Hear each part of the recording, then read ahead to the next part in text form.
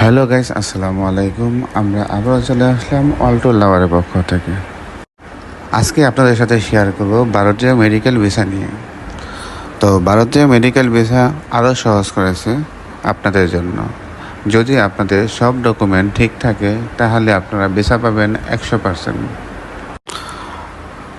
আপনার যদি ডাক্তারি সব রিপোর্ট সঠিক থাকে তাহলে যে মেডিকেলে ডাক্তার দেখাবেন সেই মেডিকেল থেকে অবশ্যই আপনার ইনভাইটেশন আনতে হবে বা এফআরও নিতে হবে। এফআরওতে অবশ্যই একটি রেফারেন্স নাম্বার থাকবে। আপনি যদি প্রথমবার ইন্ডিয়াতে ডাক্তার দেখাতে যান তাহলে বাংলাদেশে যে যে ডাক্তার দেখাইছেন তার প্রত্যেকটি প্রেসক্রিপশান এবং যা যা রিপোর্ট আছে সব কয়টি রিপোর্ট আপনার মেডিকেল ভিসার জন্য সাথে জমা দিতে হবে।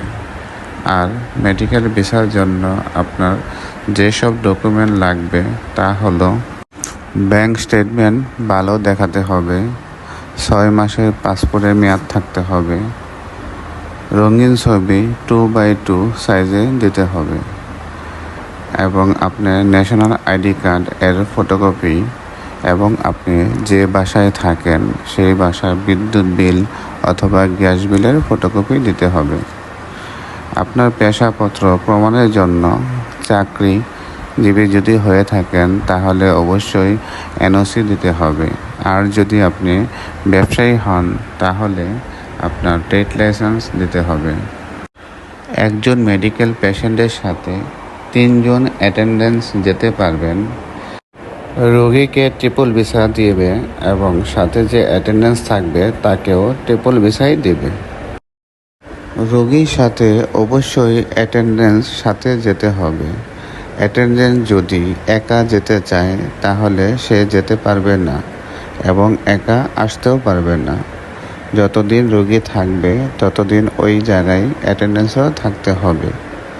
যদি কোনো কারণে অ্যাটেন্ডেন্স ইমার্জেন্সি বাংলাদেশে আসতে হয় বা রোগী ওইখানে ভর্তি থাকে তাহলে ওই সব ডকুমেন্ট দেখে বাংলাদেশে আসতে হবে এবং পুনরায় ওই ডকুমেন্টগুলো দেখেই যেতে হবে।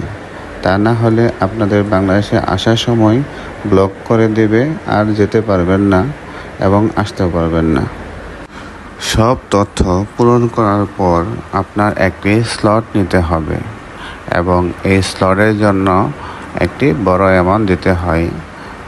তা হলো 7 থেকে 10,000 টাকা পর্যন্ত স্লটে নিতে পারে জনপ্রতি। স্লট পাওয়ার সাথে সাথেই আপনাদের যে তারিখ দিবে সেই তারিখেই আপনারা গিয়ে অবশ্যই জমা দিয়ে আসবেন।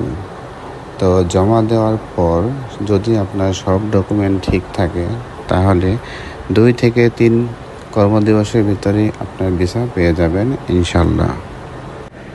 ইন্ডিয়ার ভিসা নিয়ে আমার আগে আরও অনেকগুলো ভিডিও আছে, আপনারা চাইলে আমার আগের ভিডিওগুলো দেখে আসতে পারেন।